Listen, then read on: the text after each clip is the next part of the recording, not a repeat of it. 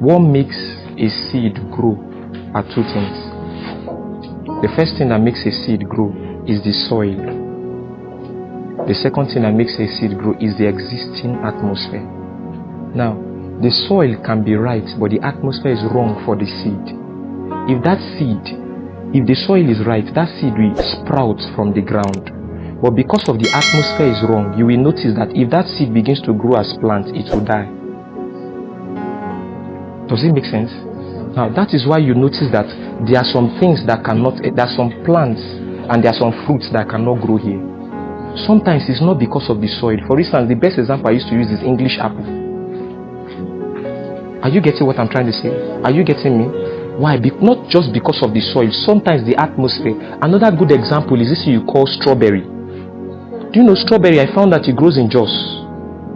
Yes, when I went to Jos, they were marketing it and it was something that grew in their soil. I was surprised because I never knew it grows in Nigeria. And it grows in Jos. Why does it grow in Jos? Because Jos have a very, very low atmosphere. When I talk about low atmosphere, their weather is usually very extremely cold. Extremely cold. So that strawberry that does not grow in a country like this, maybe because of the kind of weather, because that one looks like the one over there, does it make sense? You see it grows. Not because of the soil, now the atmosphere. I want to show you something. There are certain seeds that God can sow. You will notice that the problem will be the soil, but there are some that the problem will be the atmosphere. How do I explain this thing so that we can get it? Because this thing I'm saying, I'm not just giving you words. I want to show you something that exists. When Jesus Christ was giving the parable to the people of Jews, when he said a good farmer sowed a seed, and some fell by the wayside, some fell by the thorny ground, some fell amongst the rock. Now the problem with that one was not the seed. The problem was what? The problem was the soil. Now here's something I'm going. Why I said it this way is to make you understand that the problem has never been with the seed. Are you getting me? Now in that case, Jesus Christ was giving an example. You will notice that one of the reasons the seeds did not grow well was because of the soil. Because the soil were bad, the seed did not grow. But it is not every time that the soil is usually the problem. Sometimes the atmosphere can be the problem. That's what I'm saying. Do you know that sometimes you might actually step into certain place, and the reason why you are not progressing in that place is not necessarily because of the land. It is the atmosphere around that place. The existing atmosphere in that place makes for smallness. Sometimes the existing atmosphere in that place makes for struggle. Please, I believe this when I tell you, there are some places like that in the north. Once you enter there, it's always struggle. And if you doubt it, you enter there and you begin to live there, you don't know why you start struggling. This thing is not superstition, it's the truth. Now, the problem is not necessarily the soil. The problem now is now the existing atmosphere around. Does it make sense? I don't know how to explain it. I'll use the scriptures to explain it better so that we can get it. This thing I'm telling you, very key. Very key. Because you can come to a certain place, you don't know why you are struggling. And it's not like God did not tell you to come here, but you are struggling and you are struggling. Many a time it can be the atmosphere in that place. Do you remember Jacob in the scriptures? If you understand that story very well, you will see the power of atmosphere. My brother, can you get me? You will see the power of atmosphere. The Bible said something that when Jacob was serving his father-in-law, which was Laban, the father-in-law actually played a fast trick on him. And the reason for that was one thing. The father-in-law wanted to hold him down because he had seen that since this man came into my house to help me, I have been growing and growing and growing. He said it even to him that the Lord has blessed me because of you. So because you are working for me now as a boy, the Lord has blessed me now because of you, not because of me. And he was smart enough and not proud to know. Because there are some people that will be proud, they will not accept. There are some people that will not be smart, they will still not accept. Are you getting? They will still not know rather. But he knew that it was this guy. Since this guy came into my life, and I began to grow tremendously.